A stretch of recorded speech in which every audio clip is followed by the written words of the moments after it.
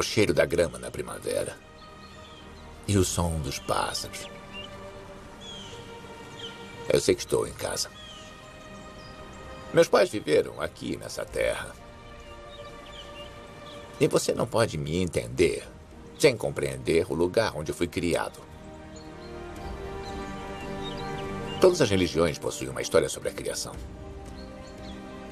Então, o que essas histórias falam sobre quem somos ou de onde viemos?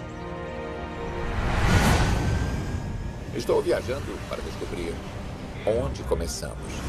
Jerusalém é concebida como o Éden, como o paraíso. Para desencavar as raízes mais antigas da civilização. Essa é a parte maia. Essa é a história da Gênese maia. Para localizar a gênese da própria religião. As pessoas literalmente viviam com os ancestrais. E vou voltar ao início dos tempos. Os hindus não acreditam em uma criação. Eles dizem que são ciclos de criação. Para descobrir se a ciência e a religião podem coexistir. O Big Bang não é a criação, porque não sabemos o que havia antes do Big Bang. A história de Deus com Morgan Freeman. A criação. Existem bilhões de nós nesse planeta. É difícil acreditar que todos nós viemos de um homem e de uma mulher. Mas viemos. Quem eram eles? Quando e onde eles viveram? As tradições judaica, cristã e muçulmana traçam nossa origem até Adão e Eva. O livro do Gênesis diz que eles vieram de um lugar chamado Éden, perto dos rios Tigre e Eufrates, em algum lugar perto do antigo Oriente Próximo. Ninguém conseguiu encontrar o local do Jardim do Éden, apesar de muitos terem tentado. Mas por que queremos encontrá-lo? Bom, o motivo é interessante. O Jardim do Éden não representa apenas o começo da humanidade. É o começo da nossa conversa com Deus. E descobrir onde e quando isso aconteceu nos diria um bocado sobre quem somos. Por isso, estou indo a Jerusalém.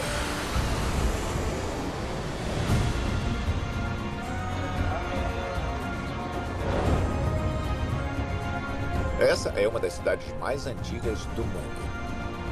Existem provas de que pessoas vivem aqui há mais de 7.000 anos. Hoje é o centro religioso do mundo judaico. Foi por aqui que o Gênesis foi escrito há cerca de 2.500 anos. A arqueóloga Jodie Magnus está me levando para a Basílica do Santo Sepulcro, onde existe um elo pouco conhecido com o Jardim do Éden. Então é essa aqui. Essa aqui é a Basílica do Santo Sepulcro. Muitos cristãos acreditam que este é o local onde Jesus foi crucificado e enterrado.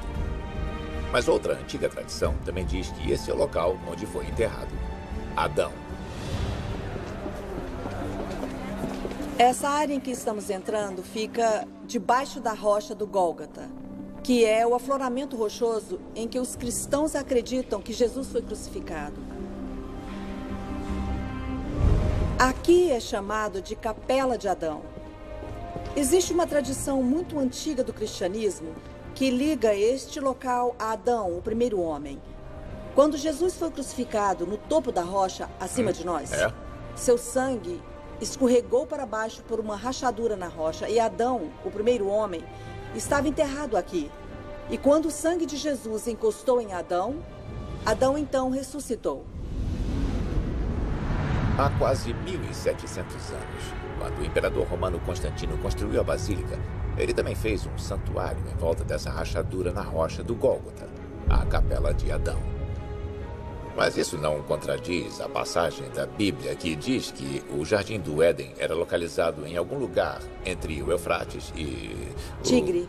O Tigre. Bom, a versão da história que chegou ao livro do Gênesis parece colocar o Jardim do Éden em algum lugar da Mesopotâmia, que é a área do Iraque moderno.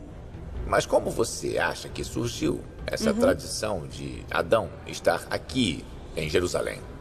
Eu acho que Adão provavelmente tem uma conexão muito especial com Jerusalém. O Jardim do Éden, o paraíso, torna-se conceituado como o local onde a presença de Deus habita. No judaísmo primitivo, na época de Jesus, a presença de Deus habitava o templo, no monte do templo. E, portanto, Jerusalém era concebida como o Éden, como o paraíso. Então, você está dizendo que o Éden também pode ser uma metáfora? Isso, é isso mesmo. É claro, Adão foi o primeiro humano. E em hebraico, a palavra Adão, Adam, significa apenas homem. Então, espera aí. claro. Você disse uma coisa agora. A palavra Adão significa apenas homem? Isso. Adão. É? E além disso, na palavra Adam, se você tirar a letra A, fica só com D-A-M. Em hebraico, dam quer dizer sangue. Ou se você colocar um A e um H no final, tem Adamá, que significa terra. É o sangue e a terra. É. Então tá, tudo bem. Será que a história da expulsão de Adão e Eva do paraíso também tem um significado metafórico? Adão e Eva viviam em uma terra de fartura. Mas quando comeram o fruto da árvore proibida, eles foram expulsos e forçados a trabalhar na terra. Em outras palavras, se tornaram os primeiros fazendeiros. Estou indo para uma região onde pesquisadores estão escavando algumas das mais antigas comunidades agrícolas na Turquia Central. Estou interessado em descobrir se o nascimento da agricultura e o nascimento da crença em Deus estão ligados. Será que isso aqui foi o Éden?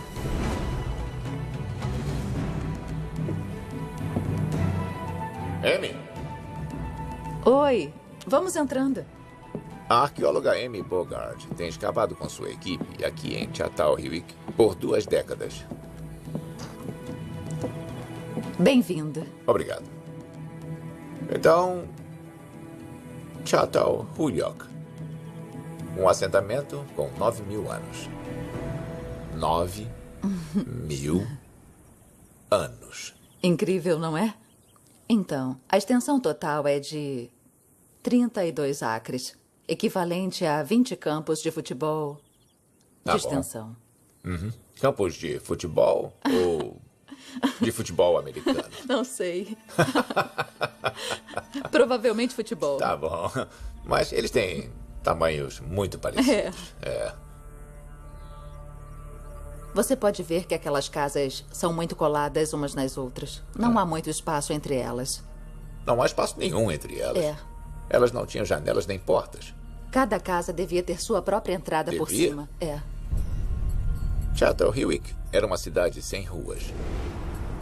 As pessoas que viveram aqui caminhavam pela cidade por cima dos telhados. E elas também trabalhavam nos telhados. As pessoas de Çatalhöyük foram alguns dos primeiros habitantes das cidades.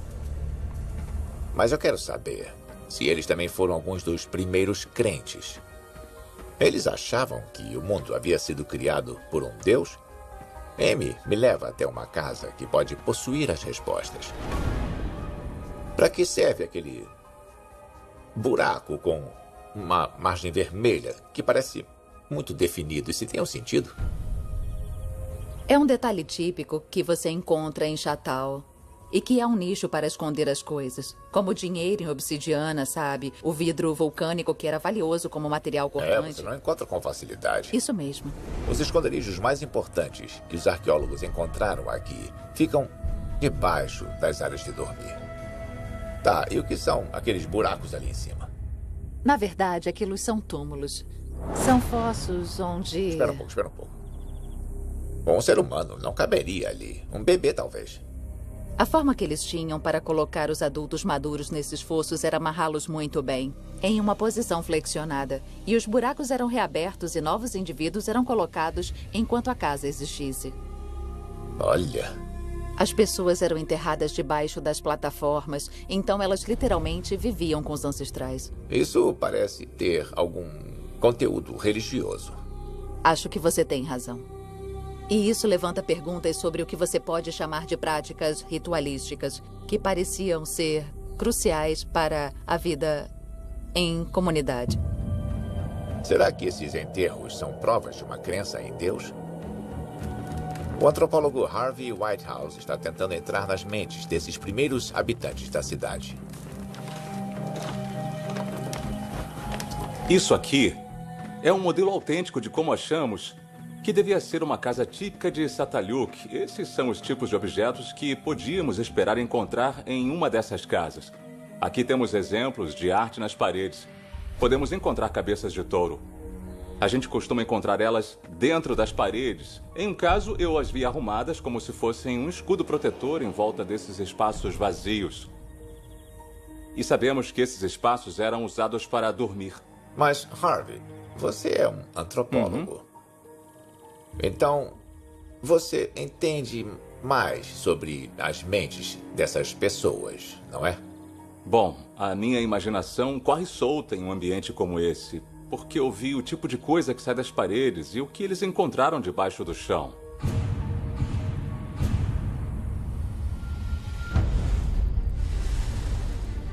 Sabemos que haviam rituais muito interessantes envolvendo o enterro dos restos humanos. Mas esses objetos ficavam em várias caixas que eram periodicamente levadas para fora. Nós não sabemos o que eles faziam com elas, mas em muitos casos eram recolocados de volta com muito cuidado e substituídas. É quase como se isso não fosse um ambiente doméstico. Era como se fosse um templo vivo. Você usou a palavra templo. Templo, bom. O que é um templo, além de um tipo de ambiente em que a vida ritualística de uma comunidade é conduzida? Então eu acho que era isso que acontecia dentro daquelas casas. Aqui em Çatalhöyük ocorriam, obviamente, todos os tipos de rituais, em especial rituais funerários, mas nenhum sinal de uma religião organizada. E por isso a pergunta permanece sem resposta para mim. Será que a religião permitiu que os homens vivessem juntos, plantassem alimento? Ou a civilização deu origem à nossa crença em Deus? Quando estava em Çatalhöyük, eu soube de outra escavação a poucas centenas de quilômetros ao leste, que pode ter a minha resposta. É um sítio de 11.000 anos que fica entre os rios Tigre e Eufrates. A localização bíblica do Éden. Tá, agora estamos na área delimitada D. A área mais conservada entre as que temos aqui. Fizemos um teste de radiocarbono e descobrimos que eles datam de 9.400 anos mais ou menos antes de Cristo. Esse lugar se chama Göbekli Tepe. E aqui posso encontrar provas dos primeiros momentos em que humanos adoraram o divino. Arquitetos da Idade da Pedra construíram 20 setores monumentais feitos de grandes pilares em forma de T. O arqueólogo Lee Clare lidera a equipe que tenta decifrar seus mistérios. Os dois pilares centrais no meio de uma construção oval e o muro em volta dela, em intervalos regulares, parecem pilares em T menores. Animais apavorantes foram entalhados em alguns dos pilares. Mas as formas em T das pedras podem representar a forma humana. Podem ser homens ou podem ser deuses. Se você olhar com cuidado no topo, o T é a cabeça e do outro lado, do lado maior, tem um braço para baixo. Dá para ver uma fivela de cinto aqui. Eles podem ser ancestrais mitológicos. Uma outra alternativa é que eles podiam ser as primeiras deidades, os primeiros deuses, que essas pessoas deviam adorar nessa estrutura toda circular. Lee e a maioria dos arqueólogos acreditam que esses círculos de pedra eram usados para rituais, mas que ninguém de fato vivia aqui. Os humanos em Göbekli Tepe eram caçadores andarilhos, não fazendeiros estabelecidos. Então, por que eles construiriam um local permanente para adoração em um local fixo? É uma das maiores perguntas que nos fazemos nesse sítio. Por que eles vieram? Mas o importante é, naquele tempo, as comunidades estavam ficando maiores e maiores, e havia dificuldades para conseguir recursos locais. E como as comunidades estavam crescendo, havia risco de conflitos. As pessoas tiveram problemas em manter os relacionamentos, em manter as comunicações. A crescente população significava que pessoas que mal se conheciam tinham que trabalhar juntas. Isso era uma receita para o conflito.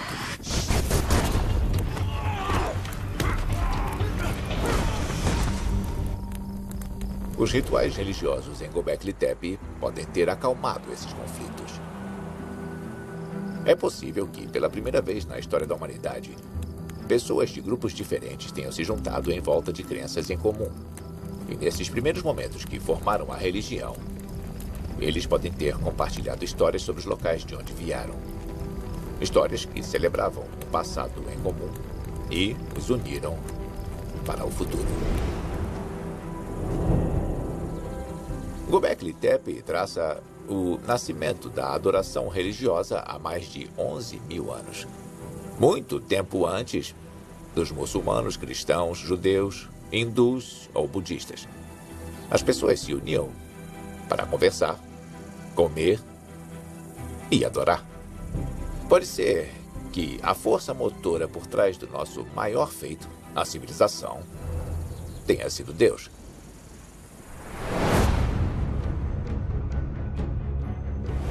Mas hoje, nós não compartilhamos mais uma história sobre a criação. Vivemos em uma sociedade global, formada por diferentes culturas, e a ciência nos deu uma nova perspectiva sobre a criação. Ela até mesmo alega saber o segredo máximo da nossa origem cósmica. Será que a ciência e a religião podem concordar sobre a criação? A história da nossa criação me confunde desde que eu era um menino. Ela começou bem aqui, em uma igreja em Greenwood, Mississippi.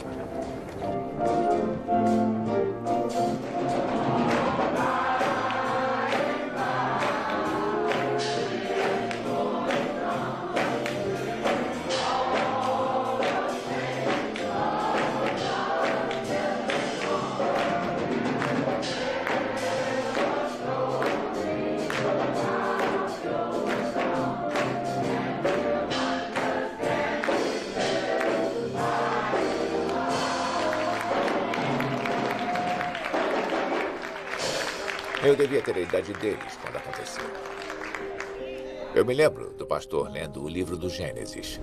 Existem 807.361 palavras na Bíblia. Eu não preciso de 807 mil palavras para acreditar na Bíblia. Amém. Glória a Deus. Eu só preciso de 9 palavras. No princípio, Deus criou, falem comigo, o céu e a terra. Mas para mim, o princípio era um quebra-cabeças profundo.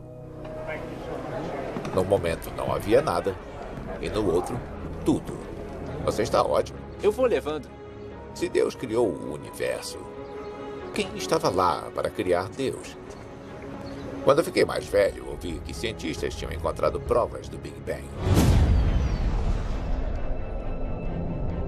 De acordo com essa teoria, o universo inteiro explodiu em um único ponto, em uma criação instantânea e flamejante. E agora que a ciência sabe tanto sobre nossas origens cósmicas, ainda existe lugar para crenças religiosas sobre o princípio? Eu quero saber sobre a história islâmica da criação. Então, estou indo para o Cairo.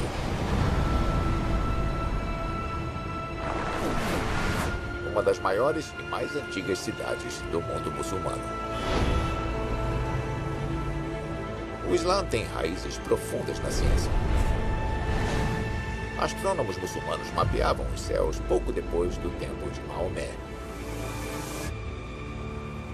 Eu nunca havia notado aquilo. O que é? Aquilo é o minarete da mesquita de Al-Hussein. O historiador de Harvard, Ahmed Ragab, está me levando para um dos centros espirituais do Cairo, a mesquita de Al-Hussein.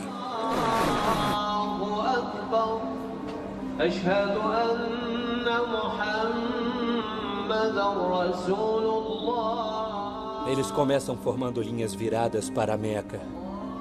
E todas essas linhas são fechadas Você não pode ter nenhuma abertura entre Tem um elas, espaço entendeu? entre elas. Uhum. Em outras palavras, é pé com pé. Uhum. Tá, entendi. Os muçulmanos vêm aqui todos os dias para agradecer a Deus por tudo que ele cria. E depois, alguns viram a esquina e vão para uma cafeteria de 2 séculos e meio chamada El Fichal. Me fala sobre o conceito islâmico da criação. No Islã, no princípio, havia a história de uma enorme nuvem de fumaça. E então o céu e a terra saíram de dentro da fumaça. E depois disso, a terra foi formada e ficou do jeito que era antes de todos os seres serem criados, entendeu? Interessante. Isso é muito cósmico. Não é assim? Faz você pensar nas nuvens de poeira no cosmo que formaram os mundos. Essas ideias sobre essas enormes nuvens e das coisas que saíram de dentro delas é muito poderosa em várias tradições mitológicas ao redor do mundo e faz parte da narrativa islâmica sobre a criação. No Islã, o momento da criação existe ao lado da visão científica da formação da Terra. O mesmo é verdade para tradições muito mais antigas do que o Islã.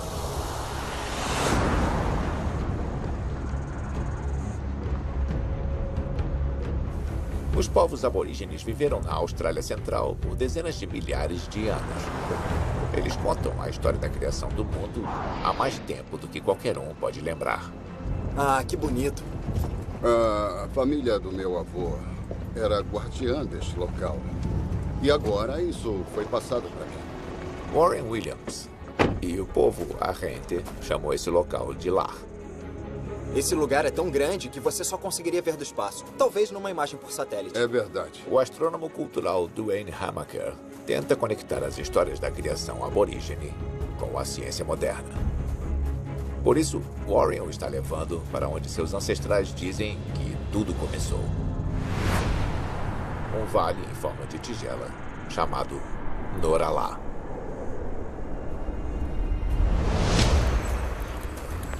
É uma tradição do povo Arrente contar suas histórias à noite, quando eles podem ver seus criadores, os guardiões do céu. A noite vai ser boa. Olha só o céu de hoje. Ah, olha quantas estrelas.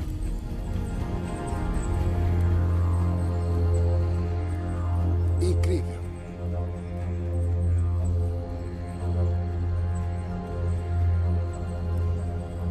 A história se passa em uma era chamada o Sonhar, quando os guardiões do céu viviam na Via Láctea.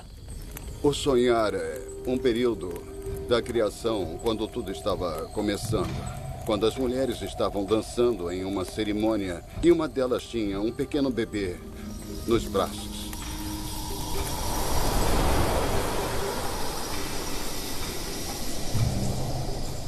Então ela colocou o bebê em um berço, espécie de berço de madeira. Mas toda aquela dança começou a vibrar, tremendo a Via Láctea. E o berço caiu. E ele caiu na terra e criou a cratera que vemos aqui.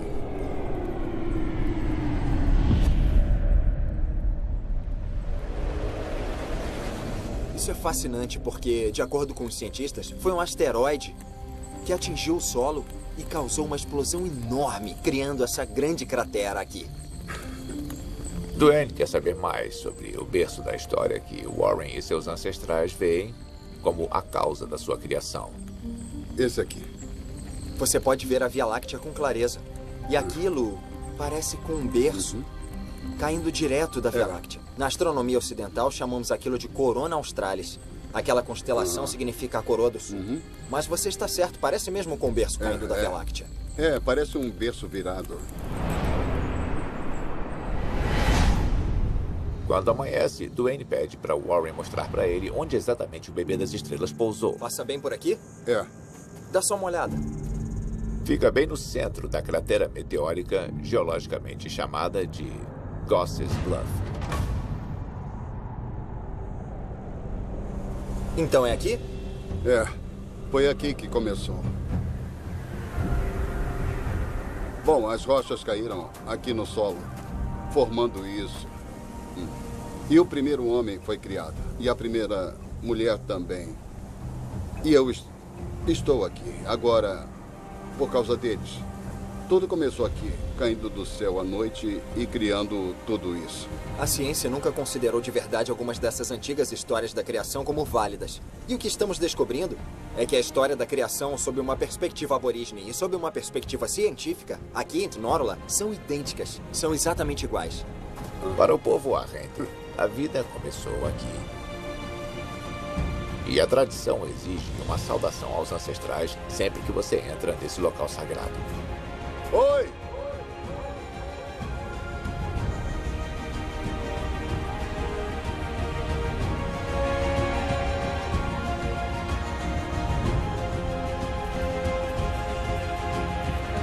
A ciência pode viver lado a lado com as histórias aborígenes e islâmicas das nossas origens.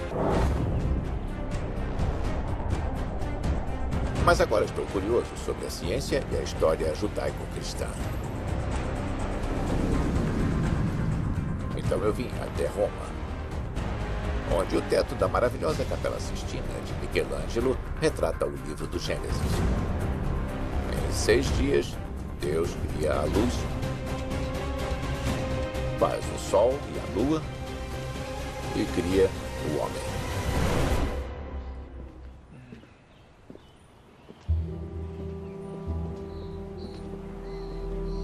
Eu vim conversar com o representante-chefe de ciência do Papa, Monsenhor Marcelo Sánchez Sorondo. Então, você é o chanceler da Pontifícia Academia das Ciências. Exatamente. Quando isso começou e por quê? Em 1603.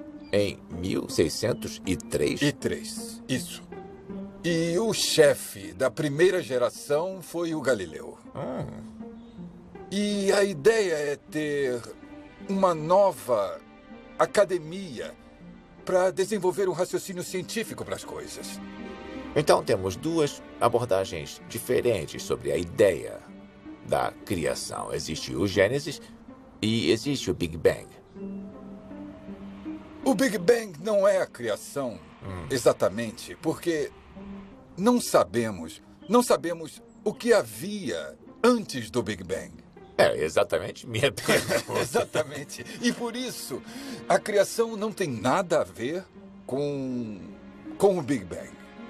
E outra coisa é que a Bíblia não traz uma ideia científica sobre a criação. Em outras palavras, a ciência não pode provar nem deixar de provar. Exatamente.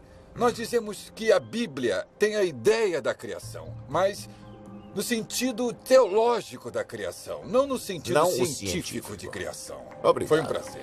Muito obrigado mesmo. A Igreja Católica não vê mais o livro do Gênesis como uma descrição literal da criação. Na verdade, o primeiro cientista que propôs o Big Bang, Georges Lemaitre, era um padre e um membro da Pontifícia Academia de Ciência. Então, como exatamente a crença em Deus se encaixa na cosmologia moderna? Olhar esse teto abobadado incrivelmente alto é como alcançar o paraíso. Sim, de certo modo, essa é uma representação do céu. Do céu teológico. Estou me encontrando com o padre Giuseppe Tanzella-Nitti, um cientista do Observatório do Vaticano. Eu estou muito fascinado por você. Você é um astrônomo. E também é um homem da igreja. O meu campo de estudos eram as radiogaláxias, quasares e objetos extragalácticos. Era um outro tipo de céu. Eu lembro que, quando tirávamos um espectro da galáxia, eu costumava rezar enquanto esperávamos. E dizia: Deus, obrigado por esse maravilhoso universo que vós nos destes.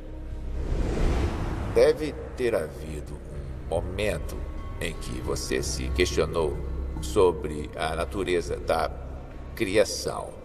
Achamos que existe uma dissonância entre o sentido bíblico da criação e o sentido científico, o Big Bang, eles são muito diferentes. A criação, de um ponto de vista teológico, é perfeitamente comparável com o Big Bang, porque você sempre precisa de uma causa primeira. Deus, o Criador, está fora do espaço-tempo. Existe antes de todo o tempo. Então, o ato da criação não é nunca um fim em si, porque a criação é uma forma como Deus continuamente mantém o universo. Para Giuseppe e outros como ele, a cosmologia não apenas permite espaço para a criação divina, como também oferece novas maneiras de compreender Deus como o mestre do espaço e do tempo.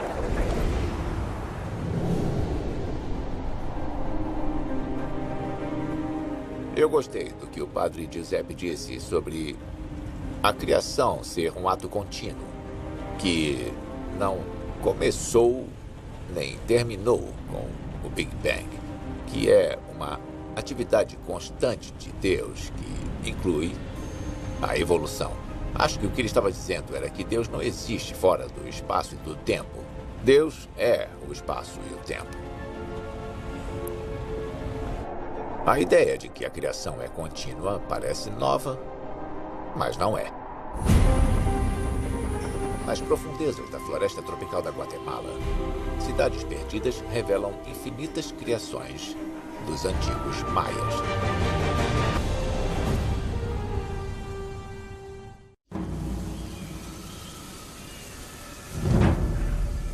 E se não houvesse apenas um momento da criação, mas vários? Estou seguindo para explorar os restos do antigo Império Maia. O solo é um pouco pantanoso onde estamos indo. Onde uma nova descoberta joga uma luz sobre a sua história do Gênesis.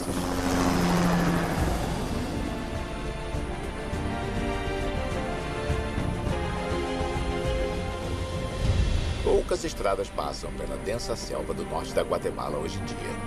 Mas o arqueólogo Richard Hansen me conta que, há 2000 anos, essa era uma das maiores cidades do mundo. Gostamos de pensar em Los Angeles e Nova York como cidades modernas, mas essas pessoas tinham as mesmas perspectivas das suas cidades. Entendi. Eles tinham sistemas de água e tinham vias expressas. É verdade? O primeiro sistema de vias expressas do mundo. Bem-vindo a El Mirador.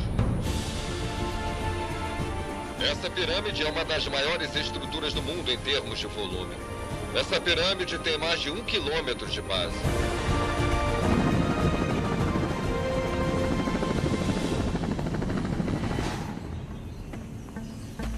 No sítio chamado El Mirador, Richard encontrou os restos de uma antiga cidade que os maias chamavam de Reino da Serpente. É um sítio arqueológico tão rico que ele montou um acampamento permanente na selva para poder explorar. Esse é o laboratório e esse é o médico. Se você tiver um problema, ele dá um jeito bem ali. Ele é um médico incrível. Eu tô com uma dorzinha. Muito gusto, senhor. Eu sou Miguel. Miguel? Eu sou Morgan. Morgan Freeman, sim. Oi, prazer em conhecê-lo. Foi muito bom me conhecer, né? Foi sim, foi bom conhecer você.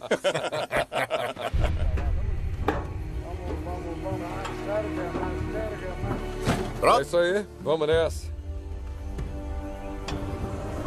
Richard está me levando para ver uma coisa que ele acabou de descobrir.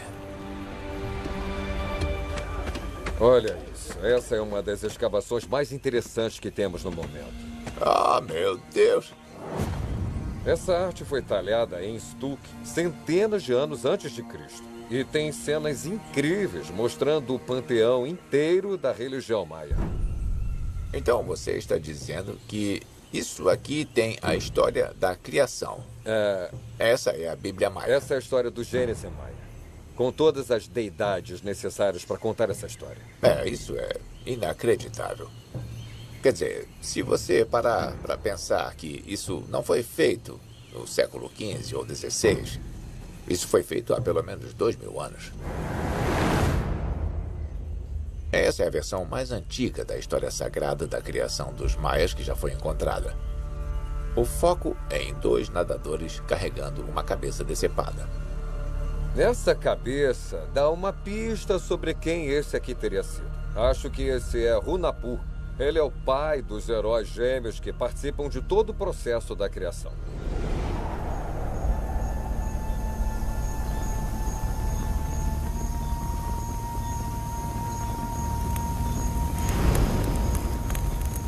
Gracias a Hau. Gracias al corazón del cielo. Gracias al corazón de la tierra. Gracias al corazón del agua. Fragmentos dessa história da criação sobrevivem até hoje em um ritual religioso, do qual eu tive o privilégio de fazer parte. Gracias al corazón del fuego.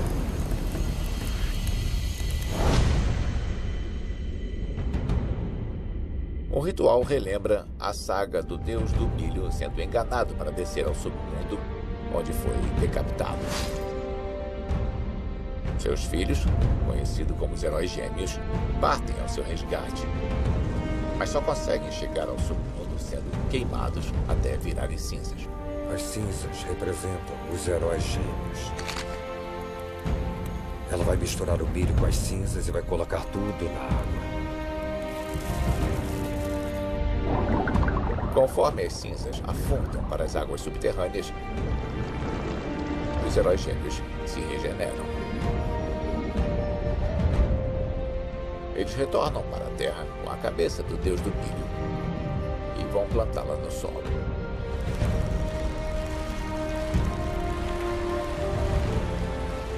E foi desse milho que os primeiros maias foram feitos. Agora os heróis gêmeos estão no rio. Então é isso que eles vão servir e passar para todos. De uma certa forma, nos tornamos parte da história dos heróis gêmeos quando fazemos isso.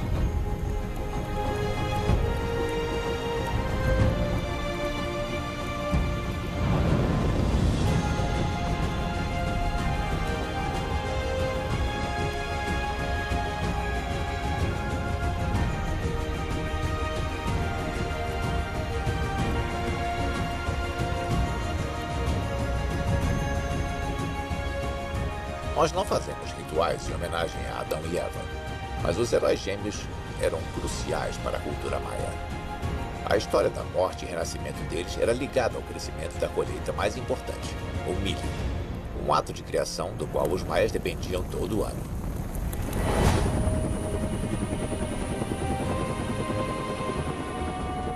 E Richard me conta que a arquitetura deles também era focada na criação. Ela espelhava uma fonte de poder que eles viram nos céus. Para me mostrar como, ele me leva 65 quilômetros dali para as ruínas da cidade de Tikal.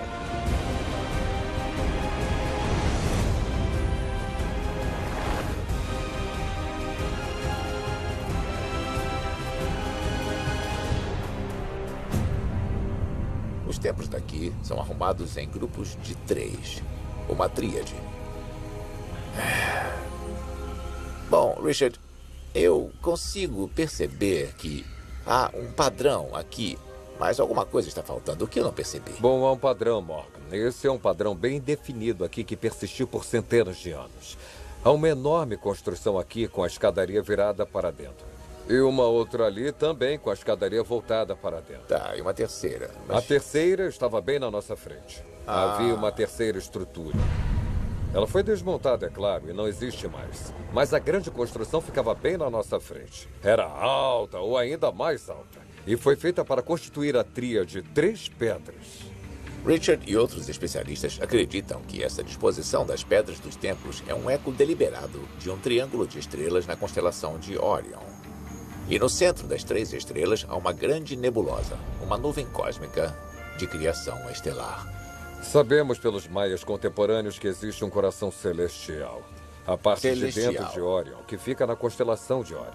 Mesmo hoje, quando os maias acendem o tradicional fogo, eles começam usando 3 pedras. O fogo da criação emana do centro delas, assim como faz com a tríade de estrelas em Orion.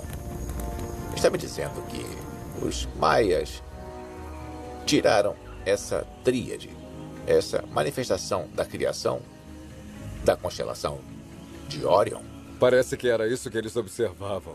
Sabemos que eles conheciam bem essas 3 estrelas primárias. Então os maias foram capazes de replicar o padrão com essas 3 pedras, nessas 3 estruturas. E isso foi replicado de novo, de novo e de novo. Eles estão nos ligando aos céus.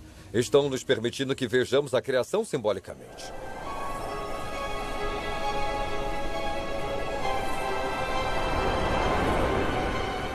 Olhando à minha volta, eu fico pasmo pelo tamanho do que os maias criaram. Cidades enormes e pirâmides colossais. Foi uma civilização cuja religião era focada na criação e na contínua regeneração da criação. E mesmo assim, tudo acabou. Tudo o que os maias criaram desabou.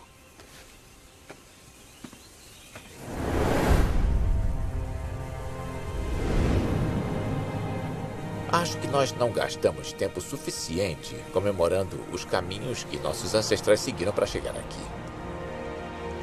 Ou para agradecermos as forças que sustentam nossas vidas. Mas há uma cultura que agradece a criação todos os dias. E eu estou em Varanasi, na Índia, para vê-la.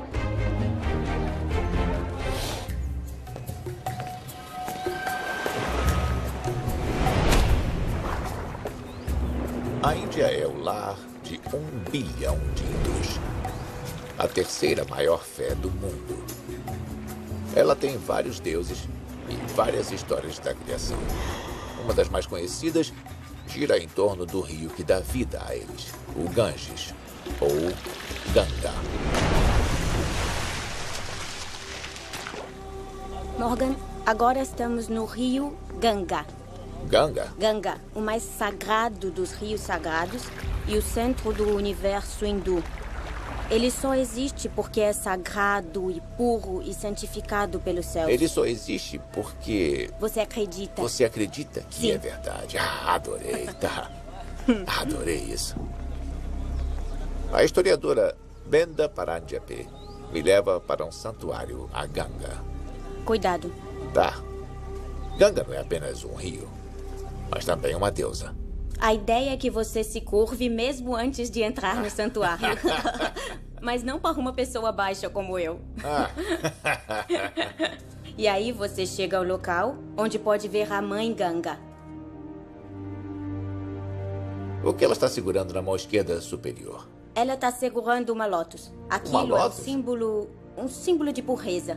Tá. Porque a lótus nasce da lama, mas não fica manchada pela lama. No princípio, os hindus acreditavam que Ganga fluía nos céus, mas ela foi capturada pelo deus criador Brahma. Então, Brahma decidiu mandar o rio Ganga para a terra. Mas havia um problema. Ganga possuía tanta força que, se ela fosse para a terra se afogaria. Então o deus Shiva bloqueou a queda de Ganga, juntando suas águas nos cachos dos seus cabelos. Então Shiva abriu um cacho do seu cabelo e Ganga fluiu.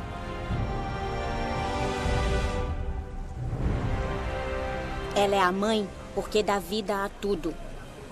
Esse rio sagrado veio de um rio nos céus que chamamos de Via Láctea. Dizem que a Via Láctea, na verdade, é um reflexo do que vemos naquelas águas que estão muito além. Os cientistas datam o universo com cerca de 14 bilhões de anos, pelo que sabemos. O que os hindus acham disso? Os hindus não acreditam em uma criação. Eles dizem que são ciclos de criação. Tá bom. E que a criação primordial pode ter acontecido há mais ou menos 8,6 bilhões de anos. Tá bom. Na verdade, toda a criação é difícil demais de compreender, porque dizemos que deuses como Brahma criaram o universo. Mas aí surge outra pergunta. Quem criou Brahma? Isso. E aí... Essa é sempre a pergunta, não é? A criação surgiu e depois os deuses surgiram. Dizem que os sábios, quando estão no seu transe, recebem essa revelação sobre como a criação aconteceu. Mas, como não estamos nesse nível de consciência, você e eu, pessoas comuns, não conseguimos compreender. Então acreditamos que está acima de nós.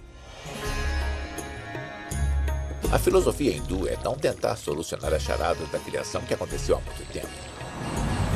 É agradecer todos os dias pelas forças que nos permitem estar aqui e que continuam a nos sustentar, incluindo o rio Ganges. Você pode se aproximar mais. Vamos assistir o ritual que eles chamam de arte. Arte? Isso. Significa mostrar a ovelha a Deus. O arte acontece nas margens do rio sagrado todas as noites há centenas de anos.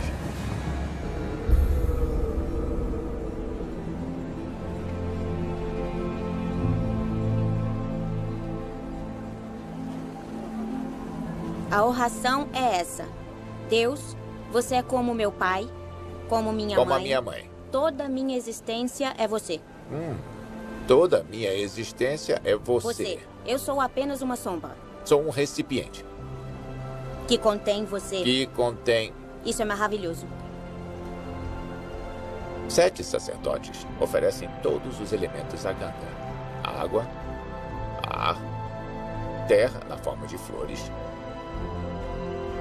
e o mais importante de todos, luz, que representa nossas almas.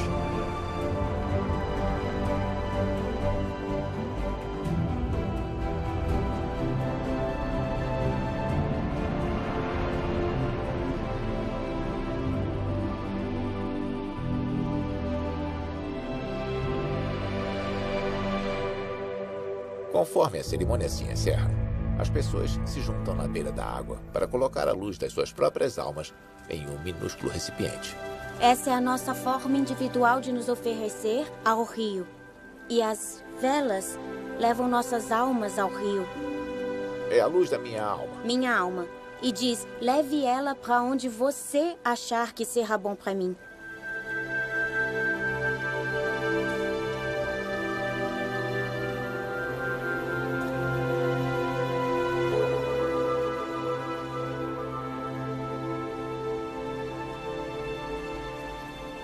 A versão hindu da criação me agrada. Ela diz que os deuses ainda não existiam na criação original. Eles têm essa bela passagem do Rig Veda sobre o princípio. Não havia inexistência nem existência. Está dizendo que a ideia está além da definição humana, além do intelecto humano. Apenas aceite. De onde nós viemos? De um homem e uma mulher banidos do paraíso que começaram a trabalhar na terra? De gêmeos heróis plantando o milho que precisavam para começar uma civilização? De um grande rio que dá a vida a um povo inteiro? Essas ideias sobre nossa origem são as histórias mais antigas que temos. São palavras compartilhadas e lembranças distantes que formam a cola da nossa civilização. Nem todos compartilham a mesma história da criação. Todos viemos de lugares diferentes. Mas todos nós, seja lá em que acreditemos, podemos compartilhar uma coisa: a admiração e a gratidão por estarmos todos aqui.